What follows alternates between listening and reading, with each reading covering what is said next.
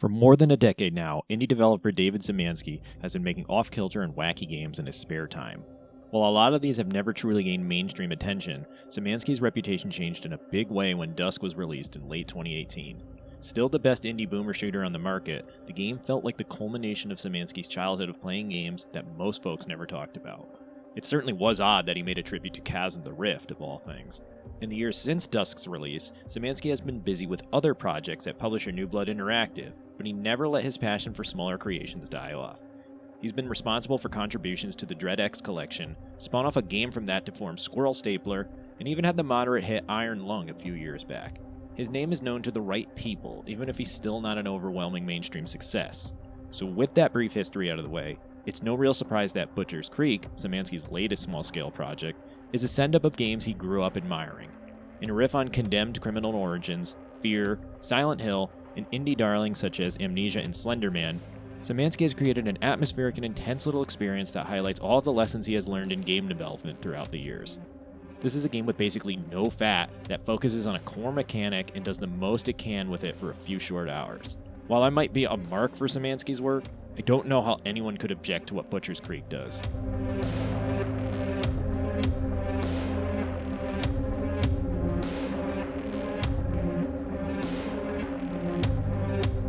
Butcher's Creek doesn't beat around the bush with establishing its setting and thematic elements.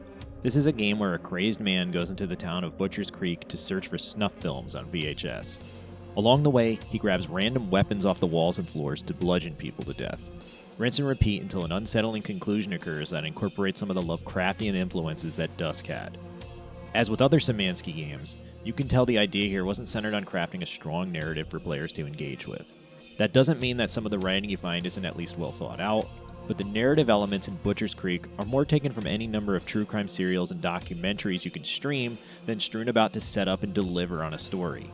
Your main character doesn't even have a name and is naked for 95% of the experience. Yes, that last part isn't me being funny, but a core element of the zaniness that Butcher's Creek delights in. In social media posts, Szymanski has stated that he thought it would be pretty funny to run around in the game as a naked fat man, so that's exactly what Butcher's Creek delivers. He also did some role-playing when crafting the game, and wrote it as if he was a crazy person. It explains why the defining trait you learn about the enemies is that they capture people and skin them. This is basically the same plot to the Texas Chainsaw Massacre, just that you're naked the entire time. All of that wouldn't matter if the gameplay wasn't sound, however, and Butcher's Creek doesn't disappoint.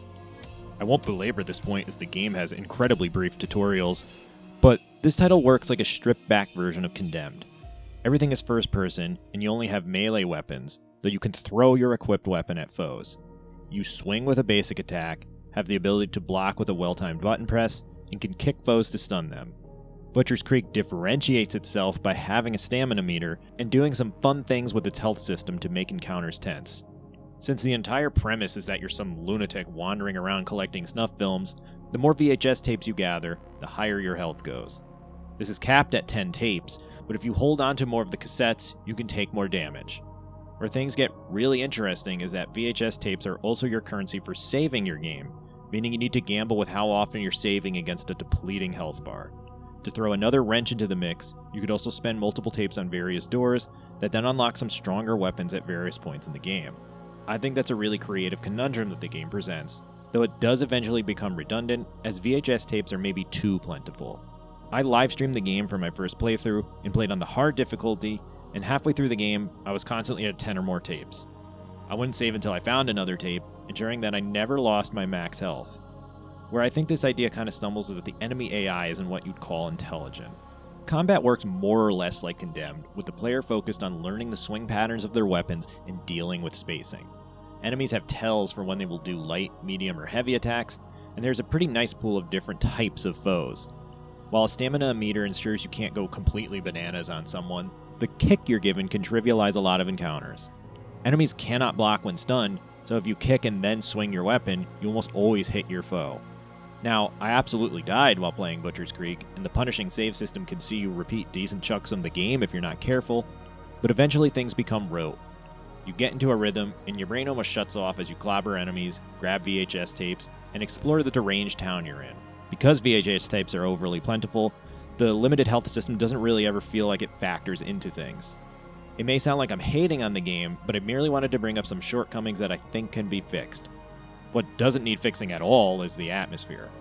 What came to my mind as I explored deeper and deeper into the depths of this game is the fantastic Silent Hill Historical Society level from Silent Hill 2. I haven't yet played the remake to know if that area is still as effective or not, but in the original game, players were tasked with going impossibly deep into various holes in the ground as they explore the dilapidated location. Protagonist James Sunderland was not only literally getting deeper, but metaphorically as well, and the area represented a descent into madness that James would no longer be able to return from. Butcher's Creek is basically that level as an entire game. I don't know if your main character here ever had any hope of finding redemption, but as he treks further and further into the pit of despair, Butcher's Creek makes it clear that he's just as crazed as the people he's beating to death. One central mechanic for recovering help is that you could take out your camera and photograph shots of graphic violence. While I initially thought it was a funny riff on Condemned's woefully underutilized investigation mechanics, which it probably is, it also acts as a bit of immersive storytelling. Here's this naked fat guy that just beat someone's skull in, laughing as he snaps a shot of blood splatter on the wall. That's what really stood out with this experience.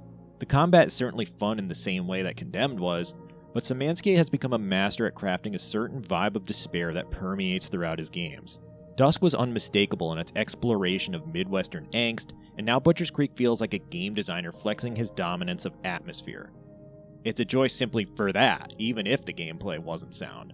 There are still aspects of Butcher's Creek I can bring up, such as the awesome music that kicks in at certain points, or the immersive sim qualities like grabbing trash cans and chucking them at foes, but that's all really icing on the cake. This little game makes a lasting impression despite only running for a little under 2 hours. Anything else I have to say would need to be a deep dive into various set pieces, which is more than I anticipated for a small little indie game. Butcher's Creek comes highly recommended not just because it's a quality game, but because it establishes and maintains an incredible atmosphere throughout. While some people might be put off by its themes, which Szymanski even humorously highlighted in one of the user reviews he received, life isn't always sunshine and roses. Messed up nonsense happens all the time, and while it's not pretty to look at, it should be acknowledged. Butcher's Creek does a good job of riffing on that, while also providing an entertaining experience. Make sure to play it.